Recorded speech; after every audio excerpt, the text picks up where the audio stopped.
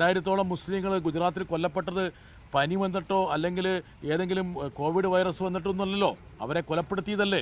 മാത്രമല്ല കഴിഞ്ഞ ഏതാനും വർഷങ്ങളിൽ ഇന്ത്യയിൽ ഇറങ്ങിക്കൊണ്ടിരിക്കുന്ന സിനിമകൾ എന്താണ്?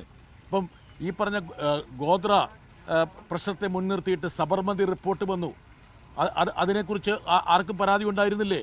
പ്രധാനമന്ത്രി തന്നെയല്ലേ അത് സംബന്ധിച്ച് പ്രസ്താവന ഇറക്കി. ആ പടം എല്ലാവരും കാണണമെന്ന് പറയുന്നത്. കാശ്മീർ ഫയൽസ്, കേരള സ്റ്റോറി, അതായത് നട്ടാക്കുരുക്കാത്ത കളവല്ലേ യഥാർത്ഥത്തിൽ കേരള സ്റ്റോറിയിലൂടെ പറഞ്ഞത്. എമ്പുരാൻ സിനിമാ വിഷയത്തിൽ ഇടതുപക്ഷ അംഗങ്ങൾ സന്തോഷ്, ശിവദാസൻ, റഹീം, ജോസ് കെ മാണി ഞങ്ങളെല്ലാം അടിയന്തര പ്രമേയത്തിന് നോട്ടീസ് നൽകിയിരുന്നു. അഭിപ്രായ സ്വാതന്ത്ര്യത്തെ അടിച്ചമർത്താനുള്ള സംഘടിതമായ ശ്രമം, അതും ഈ രാജ്യം ഭരിക്കുന്ന രാഷ്ട്രീയ പാർട്ടിയുടെ പിന്തുണയോടെ, അതിനെതിരെ സ്വാഭാവികമായിട്ടും ഞങ്ങൾ പ്രമേയത്തിന് വേണ്ടിയിട്ട് ഞങ്ങൾ എഴുതി കൊടുത്തു. അടിയന്തരമായി ഈ വിഷയം ചർച്ച ചെയ്യണമെന്ന് പറഞ്ഞു. ഇത് കേരളത്തിലെ മാത്രം വിഷയമല്ല, ഭരണഘടന വിഭാവനം ചെയ്യുന്ന freedom of speech and expression ആവിഷ്കാരത്തിനെതിരെയുള്ള ഒരു കടന്നാക്രമണമാണ്. ഇതുവരെ ഇന്ത്യയിൽ സെൻസർ ചെയ്തിട്ട് റിലീസ് ചെയ്ത് സിനിമകളിൽ ഓടിക്കൊണ്ടിരിക്കുന്ന ഒരു സിനിമയെ സമ്മർദ്ദത്താൽ വീണ്ടും തിരിച്ച് സെൻസർ ചെയ്യിപ്പിച്ച് മുറിച്ച് അംഗച്ഛേദം നടത്തി വീണ്ടും തിയേറ്ററിൽ എത്തിക്കുക, അത് സംബന്ധിച്ച് നടന്ന ചർച്ചകൾ. ഇത് മാത്രമല്ല, സിനിമാ പ്രവർത്തകരെ രാജ്യദ്രോഹികളെന്ന് വിളിക്കുന്നു, സിനിമയിലെ ദൃശ്യങ്ങളെ പരിഹസിക്കുന്നു. ഈ രീതിയിലാണ് നമ്മുടെ ജനാധിപത്യ പ്രക്രിയ പോകുന്നതെങ്കിൽ അത് ഗുരുതരമായ പ്രതിസന്ധി ഉണ്ടാക്കും. ഭരണഘടന ഉയർത്തിപ്പിടിച്ചുകൊണ്ട് സ്വാഭാവികമായിട്ടും ഈ വിഷയം ചർച്ച ചെയ്യണമെന്നാണ് ഞങ്ങൾ ഇന്ന് രാജ്യസഭയിൽ ആവശ്യപ്പെട്ടത്. പക്ഷേ അത് നിഷേധിച്ചതിനെ തുടർന്ന് ഇടതുപക്ഷ അംഗങ്ങൾ സഭയിൽ നിന്ന് ഞങ്ങൾ ഇറങ്ങിപ്പോവുകയും ചെയ്തു. ഇപ്പം 3 മിനിറ്റോളം ഈ നിലവിലെ സിനിമയിൽ നിന്ന് 3 മിനിറ്റോളം വെട്ടിക്കളഞ്ഞിട്ടുണ്ട്. അത് പ്രധാനമായിട്ടും ഈ കഥാപാത്രമായിട്ടുള്ള ബജ്രംഗിയുടെ പേര് മാറ്റി മറ്റൊരു പേര് നൽകിയിട്ടുണ്ട്. ഇതിൽ RSS അല്ലെങ്കിൽ സംഘപരിവാർ ലക്ഷ്യമിടുന്നത് ഈ ഗുജറാത്ത് കലാപവുമായി RSS അല്ലെങ്കിൽ സംഘപരിവാറിന് യാതൊരു ബന്ധവുമില്ല എന്ന് വരുത്തി തീർക്കാനുള്ള ഒരു നീക്കമാണ്. ഗുജറാത്ത് കലാപത്തെ മുൻനിർത്തി ഇന്ത്യയിലെ കോടതികളിൽ ഉണ്ടായിരുന്ന കേസുകൾ എന്താണ്? എല്ലാവരും ശിക്ഷിക്കപ്പെട്ടില്ലെങ്കിൽ പോലും കുറേ ആൾക്കാർ ശിക്ഷിക്കപ്പെട്ടല്ലോ, കുറേ ആൾക്കാർ ജയിലിലുണ്ടായിരുന്നല്ലോ. ജയിലിൽ നിന്നൊക്കെ അവരെ നേരത്തെ മോചിപ്പിച്ച് അവരെയൊക്കെ പൂമാലയിട്ട് സ്വീകരിച്ചിരുന്നല്ലോ.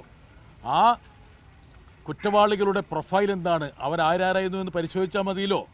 2000-ഓളം മുസ്ലിങ്ങൾ ഗുജറാത്തിൽ കൊല്ലപ്പെട്ടത് പനി വന്നിട്ടോ അല്ലെങ്കിൽ ഏതെങ്കിലും കോവിഡ് വൈറസ് വന്നിട്ടൊന്നുമല്ലല്ലോ, അവരെ കൊലപ്പെടുത്തിയതല്ലേ. മാത്രമല്ല കഴിഞ്ഞ ഏതാനും വർഷങ്ങളിൽ ഇന്ത്യയിൽ ഇറങ്ങിക്കൊണ്ടിരിക്കുന്ന സിനിമകൾ എന്താണ്? ഇപ്പം ഈ പറഞ്ഞ ഗോദ്ര പ്രശ്നത്തെ മുൻനിർത്തിയിട്ട് സബർമതി റിപ്പോർട്ട് വന്നു. അതിനെക്കുറിച്ച് ആർക്കും പരാതി ഉണ്ടായിരുന്നില്ലേ? പ്രധാനമന്ത്രി തന്നെയല്ലേ അത് സംബന്ധിച്ച് പ്രസ്താവന ഇറക്കി. ആ പടം എല്ലാവരും കാണണമെന്ന് പറയുന്നത്. കാശ്മീർ ഫയൽസ്, കേരള സ്റ്റോറി, അതായത് നട്ടാക്കുരുക്കാത്ത കളവല്ലേ യഥാർത്ഥത്തിൽ കേരള സ്റ്റോറിയിലൂടെ പറഞ്ഞത്. കോൺഗ്രസിനെ പരിഹസിക്കാൻ വേണ്ടി കൊണ്ടുവന്ന സിനിമകളുണ്ടല്ലോ, എമർജൻസി, അതുപോലെ ആക്സിഡന്റ് പ്രൈം മിനിസ്റ്റർ, എത്രയോ സിനിമകൾ ഇതിനിടയിൽ ഇറങ്ങി. ഇപ്പം ഈ പറഞ്ഞ ചാവ എന്ന് പറഞ്ഞ പടം, ചാവ ഔറംഗസീബിനെ മുൻനിർത്തിയുള്ള പടം, അതും യഥാർത്ഥത്തിൽ വസ്തുതയുമായി ബന്ധപ്പെട്ടതല്ലോ. യഥാർത്ഥത്തിൽ ഈ സിനിമ ഞാൻ കണ്ടതാണ്. ഈ സിനിമയിൽ ആദ്യം ചിത്രീകരിച്ചിരിക്കുന്ന ഭാഗമെന്ന് പറയുന്നത് ഗുജറാത്ത് കലാപത്തിൽ സംഭവിച്ചതാണ്. ഒറ്റക്കാര്യം മാത്രമേ ഉള്ളൂ. ഇതുപോലുള്ള ഒരുപാട് സംഭവങ്ങൾ ഗുജറാത്ത് കലാപത്തിൽ അരങ്ങേറിയപ്പോൾ ഒരു ഇൻസിഡൻറ്റ് മാത്രമാണ് യഥാർത്ഥത്തിൽ ഈ ഒരു സിനിമയ്ക്ക് നിദാനമായിട്ട് വന്നത്. അതുകൊണ്ട് ചരിത്രത്തിലെ ഒരു ഏടാണ് വന്നിരിക്കുന്നത്. അത് സംബന്ധിച്ച് യാതൊരുവിധ ആശയക്കുഴപ്പവും ആർക്കുമില്ല. ഈ രാജ്യത്തിൻ്റെ ചലനങ്ങൾ അറിയാവുന്ന ഏതൊരാൾക്കും മനസ്സിലാകുന്ന കാര്യം മാത്രമാണ്. ഇനി അഥവാ അതിനകത്ത് എന്തെങ്കിലും ഒരു തകരാറുണ്ട് എങ്കിൽ, ഒരു സിനിമയല്ലേ, സിനിമയായിട്ടല്ലേ കാണേണ്ടത്. അങ്ങനെയാണെങ്കിൽ കേരള സ്റ്റോറി ഇറങ്ങിയപ്പോൾ കേരളത്തിലെ റഹീമിൻ്റെ DYFI ഉൾപ്പെടെയുള്ള ആൾക്കാർ ആ സിനിമയെ തടയുകയും കല്ലെറിയുകയും ചെയ്യണ്ടേ? ആരൊന്നും ചെയ്തില്ലല്ലോ. ഒരു സെപ്റ്റിക് ടാങ്കിലിടേണ്ട പടമായതുകൊണ്ട് ജനങ്ങൾ കാണാൻ പോയില്ല. അത് നിരോധിക്കാനൊന്നും ഞങ്ങൾ പറഞ്ഞില്ല.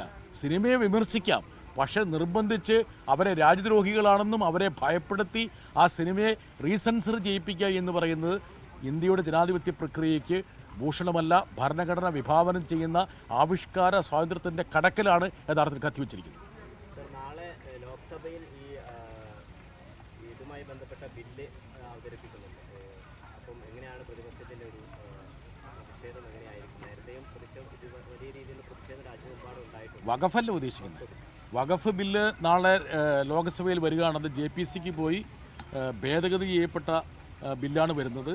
യഥാർത്ഥത്തിൽ ആ ബില്ലിൻ്റെ വ്യവസ്ഥകൾ എന്താണെന്നുള്ള കാര്യം പുറത്തു വന്നിട്ടില്ല. ഇതുവരെ ബില്ല് സർക്കുലേറ്റ് ചെയ്തിട്ടില്ല. യഥാർത്ഥത്തിൽ നാളെ അവതരിപ്പിക്കുന്ന ബില്ല് എത്രയോ മുമ്പ് യഥാർത്ഥത്തിൽ സർക്കുലേറ്റ് ചെയ്ത് അംഗങ്ങൾക്ക് ഭേദഗതി സമർപ്പിക്കാനുള്ള ഒരു അവസരം ഉണ്ടാക്കേണ്ടതാണ്. പക്ഷേ ഇപ്പോൾ ഞങ്ങൾ മനസ്സിലാക്കുന്നത് നാളെ 12 മണി മുതൽ ലോകസഭയിൽ ചർച്ച നടക്കും. ലോകസഭ പാസ്സാക്കിയ ശേഷം പിറ്റേന്ന് വ്യാഴാഴ്ച രാജ്യസഭയിലേക്ക് വരുമെന്നുള്ളതാണ്. ഇത് ഇന്ത്യയിൽ ധ്രുവീകരണം സൃഷ്ടിക്കാൻ വേണ്ടിയിട്ടുള്ള, ന്യൂനപക്ഷങ്ങളെ ഭയപ്പെടുത്താൻ വേണ്ടിയിട്ടുള്ള BJPയുടെ സ്ഥിരം അജണ്ടയുടെ ഭാഗമാണ്. അതുകൊണ്ട് വഖഫ് ബില്ല് സംബന്ധിച്ച് ഇടതുപക്ഷത്തിന് വ്യക്തമായൊരു നിലപാടുണ്ട്. പക്ഷേ ഓരോ വ്യവസ്ഥയിലേക്കും പോയിട്ട് ആ വ്യവസ്ഥയുടെ ന്യൂവൻസസ് അത് സൂക്ഷ്മമായിട്ട് പരിശോധിച്ചിട്ട് മാത്രമേ അത് സംബന്ധിച്ചുള്ള ഒരു പരാമർശമോ അഭിപ്രായ പ്രകടനം നടത്താൻ കഴിയുള്ളൂ.